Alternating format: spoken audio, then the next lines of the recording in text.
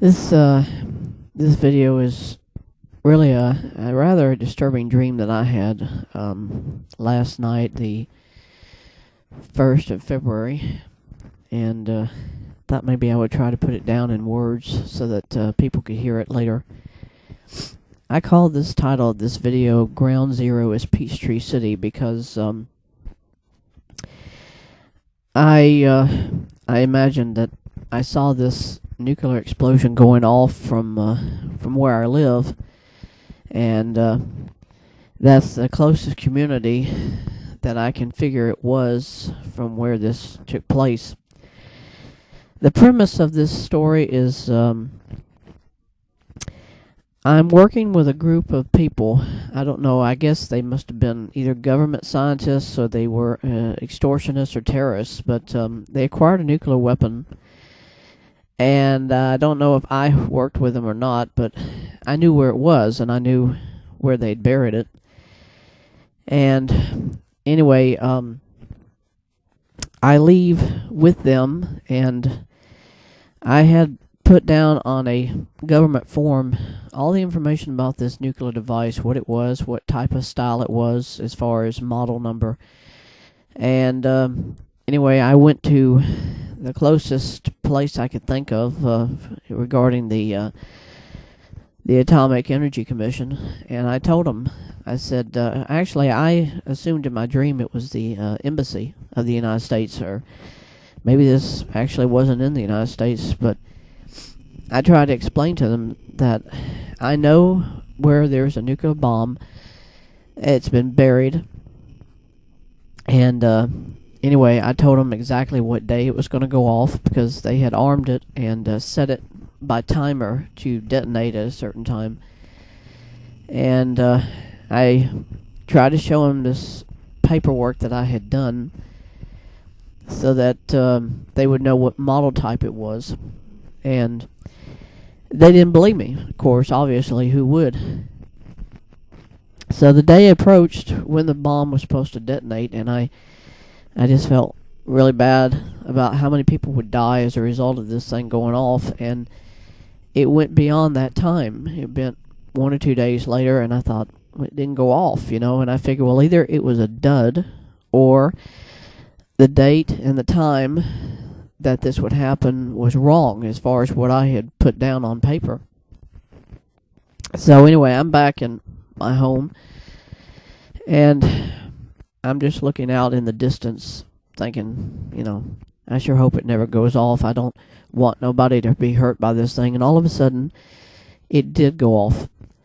And I thought at that instant in my dream, I thought, how many people just died because of what I tried to stop, and I couldn't, because I couldn't get anybody to believe me.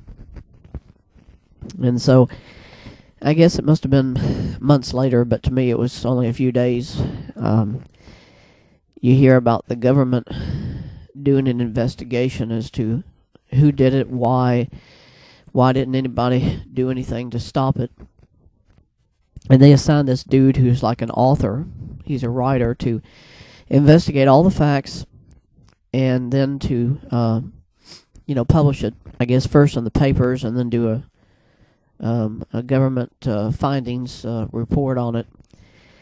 And I see him at the courthouse. So I walk up to him and I say, excuse me, but I'd like to speak to you. And the guy didn't really have time. He's like, I got too much to work on here. And I said to him, but I know about the bomb. I know who set it off. And his first thought was, yeah, right. I get a lot of fruitcakes, telling me these things. So I hand him that piece of paper I had with all these facts. And he says, let's go inside and try to research this. So he does. And we just kind of discuss everything. And he asked me, why didn't you tell anybody about this? Why didn't you stop it? I said, I did go to the government. I told them that it was going to happen, but they didn't believe me. And, I guess towards the end of the dream, the only thing I kept thinking about was, how many innocent people had died. And when I woke up, I was just, I knew subconsciously this is what my mind was thinking about, but I thought I would never do anything like this. I would never hurt anybody. I would never want to do anything like this to somebody else. And, I felt really guilty, that had happened. And then as I got fully awake, I realized this is not me. I would not do this. Not my conscious mind, but it was my unconscious mind, my subconscious mind that came up with this. And I kind of wanted to share that on YouTube because, there are a lot of nutcases in the world who want to plan terror, and they do carry it out. But in my mind, and me personally, I would never want to do anything like this. So who would be behind this? Well, I think it obviously was Satan, because Satan can throw things into your mind all the time, even if it isn't in your character to think about such things, but he certainly can do that. He can certainly throw stuff into your mind. And that's what I would say the moral of this story is, that don't assume your subconscious mind is thinking of such things and that you figure, hey, I could be capable of such, horrible things to do to people. But I guarantee you, it is not you who's making those dreams created in your mind. It's Satan planting those ideas into your mind. And that's where a lot of terrorism and extortion happens, because he initially throws that mind thought into you. I mean, yeah, some people are just deviants. They're sadists. They want to hurt people.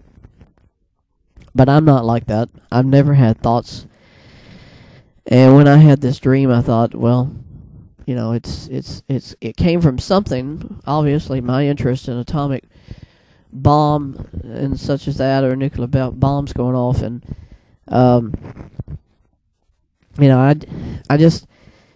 would say, at least in the dream, I tried to stop people, or stop it from happening. I told people about it, but they didn't listen, or they didn't want to believe it. And then when it did go off, that anxiety that I was feeling in the dream up until that point, thinking, oh, well, it was a dud, it's not real.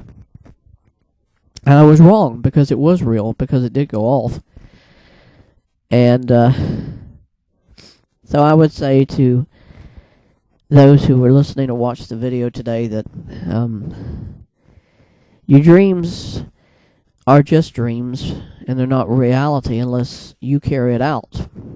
And I would say the same thing to the NSA. You can't assume somebody's going to do something if there's no evidence that they're doing it. Like if they could say that you've been collecting various things to make a bomb with, yeah, I mean, that's the proof. But not just assume that somebody is thinking about it, like mind crime or thought crime, that somebody's guilty of a crime just because it came up in their minds.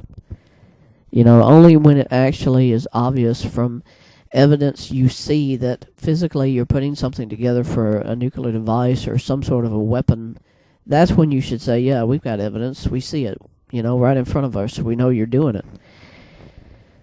And when the dream started, it's so vague, fuzzy. Who were these other people I was working with? I can't even say right now who they were. I just know that gut feeling was that it was a group of Japanese who came together and wanted to seek a kind of a revenge attack against the U.S. because, about Hiroshima and Nagasaki. And maybe they needed some contact in the United States, and they chose me. So I went up there, or out there, and, I saw them arm it, put it together, put it in the ground, and we all buried it. And then everybody went their own separate ways. And that's the impression I get, that this was maybe not extortion, maybe it wasn't terrorism, maybe it was just a group of nuclear scientists from Japan, maybe Hiroshima, Nagasaki, who sought basically what everyone's doing to the United States, destroy it from within the country instead of trying to knock it out using other forces, like, at Pearl Harbor, where the Japanese attacked the United States. And so they went in and they did it right here under our noses. And that's mind-boggling to think. Could they secretly bring in nuclear material without the United States knowing about it? Yeah, they could get it from within the United States. They could get it. There's the Savannah River plant, which has been known in the past to have nuclear material disappear. They can't account for it, and to this day, I think they're saying there is material still missing. They don't know where it came from. Good example of that story would be from the movie The Sum of All Fears. This bomb went on. They don't know where it came from, but then they took the residual material that they found at the Ground Zero site, and they determined it came from that Savannah River plant. And, I think that's probably based on fact, that they found this stuff, and, they had probably gotten it from historical records that, the Savannah River plant has had plutonium or uranium that's disappeared from their facility, and they don't know where it is. So, thanks for watching this video. I know there's nothing there as far as video, but I just, when I have these kinds of odd dreams, I like to put them down so at least I can share them with people, and maybe you found some interest into it. I that's why I did this, just to share it with people. Thanks.